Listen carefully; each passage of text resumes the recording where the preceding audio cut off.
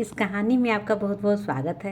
आज मैं आपको एक कहानी सुनाने जा रही हूँ जिसका शीर्षक है चटोरी बुढ़िया। तो चलिए शुरू करते हैं।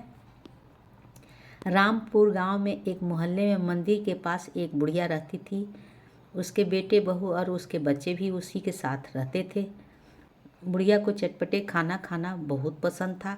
उसकी बहू अच्छा और स्वादिष्ट भोजन बुढ़िया को बनाकर देती थी। बाजार के चटपटे नाश्ते के बिना पेट नहीं भरता था। अक्सर किसी न किसी बहाने कुछ न कुछ बाजार से ज़रूर मंगवा कर खाती थी, तभी उसका पेट भरता। रोज़ दिन बुढ़िया नहा धोआ कर नाश्ता करने के बाद अपने दरवाजे के पास कुर्सी पर बैठी रहती थी। अक्सर बुढ़िया आने जाने वाले से बातें करती और उन लोगों से कहती, अगर तुम बाजार जाओ तो मेरे लिए 2 समोसे लेते आना, मेरे लिए इडली सांभर लेते आना। हर एक से कुछ न कुछ मंगवाती बुढ़िया। उसकी इस आदत से मोहल्ले वाले परेशान थे। बुढ़िया के मोहल्ले में एक गुलबिया नाम की औरत रहती थी। वो भी बुढ़िया के इस आदत से परेशान थी। एक दिन गुलबिया किसी काम से बाजार जा रही थी तो बुढ़िया ने उसे आवाज़ देकर बुलाया, अरे ओ गुलबिया, अरे ओ गुलबिया। उसे आवाज़ सुनाई दिया तो गुलबिया मुड़कर देखी और पूछी, क्यों चिल्ला रही हो दादी? बुढ़िया ने पूछा, कहाँ जा रही हो गुलबिया?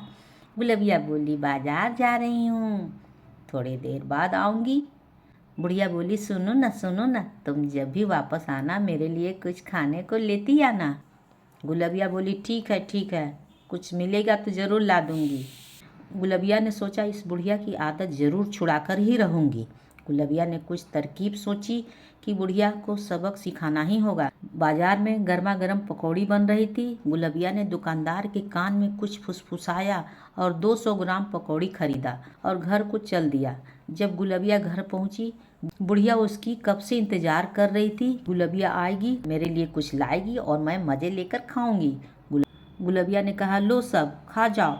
इतना सुनते ही बुढ़िया ने पकौड़ी की पैकेट ले ली और मज़े लेकर खाना शुरू कर दी। उस दिन शाम को बुढ़िया ने कुछ और नहीं खाना खाया, केवल पकौड़ी खाकर रह गई। बहू ने रात को खाना ला कर दिया तो बुढ़िया ने उसे खाने से मना कर दिया और बिस्तर पर लेट गई। देर रात उसके पेट में गैस बनना शुरू हो गए और बुढ़िया ने पूरी रात को वो पों पों गैस निकालते रही, क्योंकि उसने ढेर सारे पकौड़ी खाई थी और पेट खराब हो गया। अब बुढ़िया को अक बक होने लगा। बुढ़िया परेशान हो गई, क्या करे क्या न करे, उसे समझ में कुछ नहीं आ रहा था। क्या करे। उसने अपनी बहू बेटा को जगाया। बेटा बहू ने पूछा, क्या हुआ माँ, क्या हुआ? अरे बेटा, कल मैंने शाम को पकौड़ी खाया है, उसकी वजह से मेरे पेट में बहुत सारे गैस बन रहे हैं। उसी समय बुढ़िया ने पों गैस निकाल दिया। तब बहू बेटा ने उसे डॉक्टर के पास ले गए और उसके पेट में दर्द हुए जा रहे हैं। तब उसके बेटे बहू ने डॉक्टर के पास ले गया। डॉक्टर बोला, पेट में गैस की वजह से दर्द हो रहा है और पेट खराब है। डॉक्टर ने बुढ़िया से पूछा, क्या खाया था? बुढ़िया ने बोली, पकौड़ी। डॉक्टर ने बोला, अब तेल मसाला सब बंद। जब डॉक्टर ने इंजेक्शन लगाने लगा तो फिर बुढ़िया ने पों करके निकाल दिया। डॉक्टर ने बोला, अब तेल मसाला सब बंद, केवल हरी सब्जी और सूखी रोटी खानी होगी। अब बुढ़िया को समझ में आ गया था कि बाजार की चीज़ें ज़्यादा नहीं खानी चाहिए, क्योंकि गुलबिया ने दुकानदार के कान में फुसफुसाकर जमाल गोटा मिलाने के लिए कहा था और गुलबिया ने बुढ़िया की सारे बातें दुकानदार को बताई थी ताकि बुढ़िया की आदत छूट जाए।